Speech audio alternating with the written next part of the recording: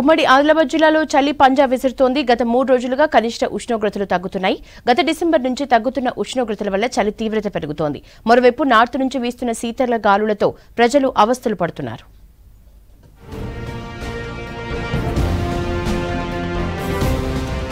ఉమ్మడి ఆదిలాబాద్ జిల్లాలో వాతావరణ ఉష్ణోగ్రతలు విభిన్నంగా ఉంటాయి. తాజాగా గత 3 రోజులుగా 11 నుంచి 10.5 డిగ్రీల కనిష్ట ఉష్ణోగ్రతలు నమోదవుతున్నాయి. ఉమ్మడి జిల్లాలో కనిష్ట ఉష్ణోగ్రతలు తగ్గుతుండడం, నార్త్ నుంచి శీతల గాలులు వీస్తుండటంతో వాతావరణం పొగమంచుతో కప్పేస్తోంది. దీంతో జిల్లాలో వృద్ధులు, చిన్నారులు అస్వస్థతకు గురయ్యారు. సాధారణంగా చలికాలంలో 32 గరిష్ట, 15 కనిష్ట డిగ్రీల ఉష్ణోగ్రతలు నమోదవుతాయి. కానీ ఈసారి అక్టోబర్లో మిగ్జామ్ తుఫాన్ వల్ల జిల్లాలో వాతావరణంపై ప్రభావం చూపింది. కనిష్ట ఉష్ణోగ్రతలు 15 డిగ్రీలు నమోదు కాగా 25 డిగ్రీల వరకు గరిష్ట ఉష్ణోగ్రతలు నమోదయ్యాయి. దీంతో ఒక్కసారిగా వాతావరణంలో మార్పులు చోటు చేసుకుంటున్నాయి. సంవత్సరము జనవరి నాటికి కొద్దిగా వేడి గాలులు వీచి ఇక ఆహ్లాదకరమైన వాతావరణం నెలకొంటుందన్న సమయంలోనే సంక్రాంతి తర్వాత కూడా విపరీతమైన చలిగాలులు వీస్తూ ఇక నిన్న మొన్న వరకైతే 7 డిగ్రీల వరకు కూడా చలి వచ్చింది.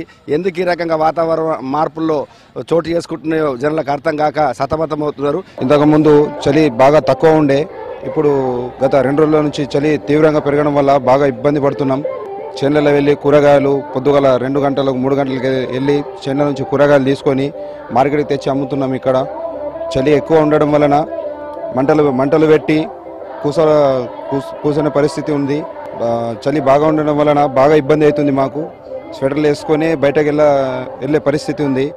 గత డిసెంబర్ మొదటి వారంలో 7 రోజుల పాటు పొగమంచు కప్పేసింది. దీంతో చలి తీవ్రత పెరిగింది. గతంలో ఉమ్మడి జిల్లాలో -2 డిగ్రీల కనిష్ట ఉష్ణోగ్రతలు నమోదయ్యాయి. ప్రతి ఏటా 7 డిగ్రీల కనిష్ట ఉష్ణోగ్రతలు నమోదు కావడం పరిపాటి. ఉదయం 9 గంటల వరకు ప్రజలు రోడ్లపైకి రాని పరిస్థితులు నెలకొన్నాయి. గత వారం రోజుల నుంచి చలి పంజ చాలా విసురుతున్నది సార్.